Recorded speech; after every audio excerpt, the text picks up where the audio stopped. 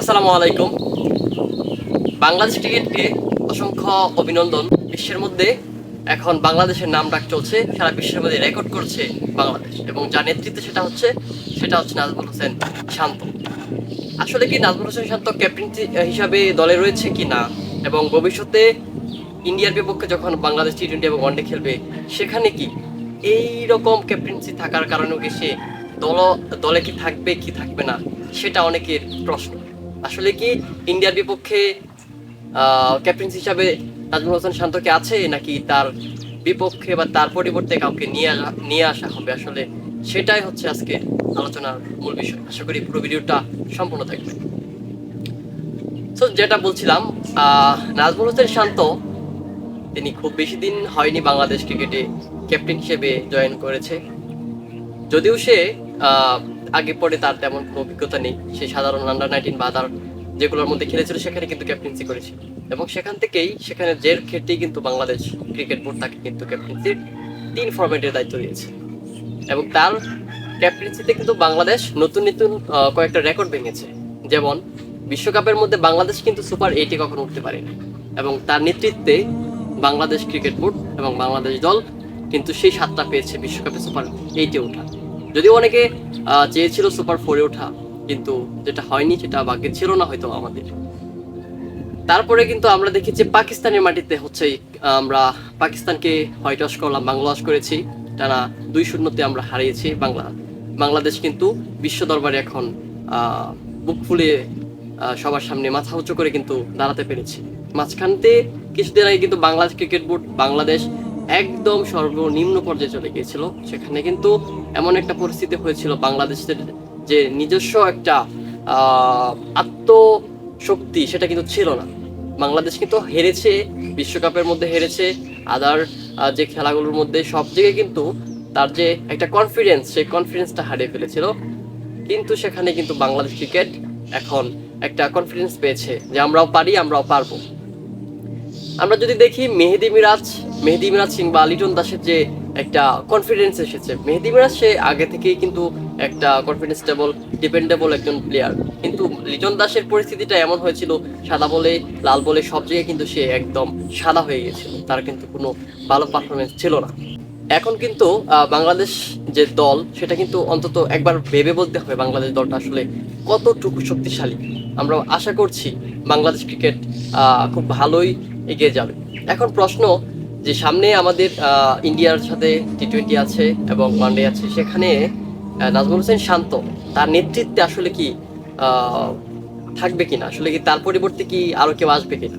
আসলে তার শান্ত যে রেকর্ডগুলো ভেঙেছে সেটা কিন্তু অন্য কেউ ভাঙে।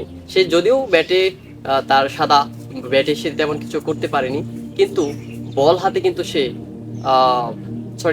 ক্যাপ্টেন্সিতে কিন্তু মোটামুটি সবার চেয়ে এগিয়ে। টেস্ট সিরিজে নাজমুল হোসেন শান্ত কিন্তু বাকি যারা ছিল তাদের চেয়ে কিন্তু অনেকটা এগিয়ে। আমরা যদি দেখি, মুশফিকুর রহিম কিন্তু 34 ম্যাচের মধ্যে সে 7টা ম্যাচের মধ্যে জয় পেয়েছে। লিটন দাস একটা ম্যাচ পরিচালনা করেছিল, সেখানে কিন্তু একটা জয় হয়েছিল। এবং সাকিব আল হাসান সম্ভবত 13টার মধ্যে সম্ভবত 3টা না 4টা জিতেছিল, আর বাকিগুলো হেরেছে।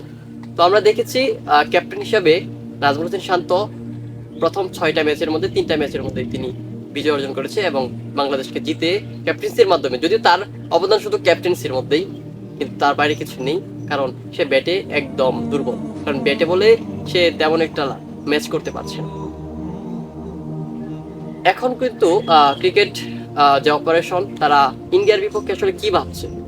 ক্যাপ্টেন হিসাবে কি নাজমুল হোসেন শান্তকে রাখবে, নাকি অন্য কাউকে আনবে? যদি আনে সেটা কে আসতে পারে? আমরা অনেক সময় গুঞ্জন শুনছি যে তামিম ইকবাল কিন্তু ফিরতে পারে ইন্ডিয়ার, যে তার ইন্ডিয়ার টি-20 কিংবা ওয়ানডের আগে কি আসে কিনা, সেটা আসলে গুঞ্জন শোনা যাচ্ছে যে তামিম ইকবালকে ফেরানো হতে পারে। কিন্তু সেটা তো আমরা বিগত বছরখানিক যাবৎ শুনছি তামিম ইকবাল ফিরছে, কিন্তু আসলেই সে ফিরছে না। আসলে কতটুকু সত্য সেটা বাংলাদেশ ক্রিকেট বোর্ড জানাতে পারবে আমাদের। কিন্তু তথ্য যতটুকু শুনেছি যে তামিম ইকবাল ফিরতে পারে, যদিও ইন্ডিয়ার বিপক্ষে এটা 100% সম্ভাবনা নেই, সেটা আমরাও জানি, আপনারাও জানেন। কিন্তু চ্যাম্পিয়ন ট্রফির আগে কিন্তু তামিম ইকবাল অবশ্যই ফিরবে, সেটা আমরা বিভিন্ন সোর্স থেকে জানতে পেরেছি। এখন আসলে শান্ত কতটুকু থাকতে পারে, আসলে তামিম কি আসে কি না, সেটা আসলে আমরা খুব শীঘ্রই জানবো, যদি তামিম ইকবাল ফিরে আসে হয়তো বাংলাদেশ ক্রিকেট বোর্ড আরো এগিয়ে যাবে। কারণ নাজমুল হোসেন শান্ত সে তাকে ক্যাপ্টেন্সির দায়িত্ব নিতে হচ্ছে, তার ক্যাপ্টেন্সির একটা চাপ আছে, আবার তার এক্সট্রা ভাবে কিন্তু তার ব্যাটিং এর একটা চাপ আছে। সবকিছু মিলে কিন্তু সে ব্যাটিং এ কিন্তু পারছে না, কিন্তু ক্যাপ্টেন্সি হিসাবে কিন্তু ভালো করছে। এখন আসলে তামিম ইকবাল যদি ফিরে হয়তো বা নাজমুল হোসেন শান্তকে একটা দায়িত্ব দেওয়া হবে, সে যেন ব্যাটিং এ সময় দিতে পারে। এখন তো তার ব্যাটিং এ সময় দেওয়ার ক্ষেত্রে সে ক্যাপ্টেন্সি হিসাবে আমরা দেখেছি যে একজন ক্যাপ্টেন হিসেবে সে কিন্তু ভালো করেছে। কারণ পাকিস্তানের বিপক্ষে আসলে কোন ব্যাটিং এর ক্ষেত্রে কোন বলারটা প্রয়োজন, কোন ব্যাটিংটা আসলে কি স্টাইলে বল করছে, সরি কোন ব্যাটিং কোন স্টাইলে বলটা সে ভালো করতে পারছে এবং তার প্রতিপক্ষ হিসেবে কাকে বলার হিসেবে দেওয়া যায় সেটা কিন্তু আমরা দেখেছি, এবং সেটা খুব ভালো করে কিন্তু বুঝে শুনে কাজ করেছে রাজনীতির সাথে। আশা করি খুব শীঘ্রই তিনি ভালো একটা পর্যায়ে যাবে এবং খুব শীঘ্রই সময় পাবে যে সে কি করতে পারে। সময় পেয়ে হয়তো বা আরো নিজেকে এগিয়ে নিতে পারবে, এবং ইন্ডিয়ার বিপক্ষে হয়তো বা আমরা যতটুকু জানি সেই ক্যাপ্টেন থাকবে, এবং তামিম ইকবাল হয়তো বা সম্ভাবনা নেই ফেরার। ইন্ডিয়ার বিপক্ষে আসলে তামিম ইকবাল ফেরাটা কতটুকু সম্ভাবনা সেটা আমরা 100% বলতে পারবো না, কারণ আমাদের যে সোর্স থেকে আমরা তথ্য পেয়েছি সেখানে কিন্তু তিনি যে ফিরবে সেটা ডিরেক্টলি বলে না। কারণ আমরা গত 1 বছর যাবত এগুলোই শুনছি, আসবে আসবে আসবে আসবে, আসলে সে কিন্তু আসছে না। কিন্তু চ্যাম্পিয়ন ট্রফির আগে সে আসতে পারে। ইন্ডিয়ার বিপক্ষে তাহলে কে থাকছেন ক্যাপ্টেন? আমরা যতদূর জানি শান্তই হচ্ছে নেক্সট ক্যাপ্টেন, নেক্সট ইন্ডিয়ার বিপক্ষে ক্যাপ্টেন হিসেবে থাকবে, এবং পরবর্তীতে দলে ফিরতে পারে তামিম, এবং সে কিন্তু আসার পরে শান্ত দায়িত্ব ছাড়বে এবং দলে ফিরতে দলে কিন্তু ক্যাপ্টেন্সির দায়িত্ব পেতে পারে তামিম ইকবাল।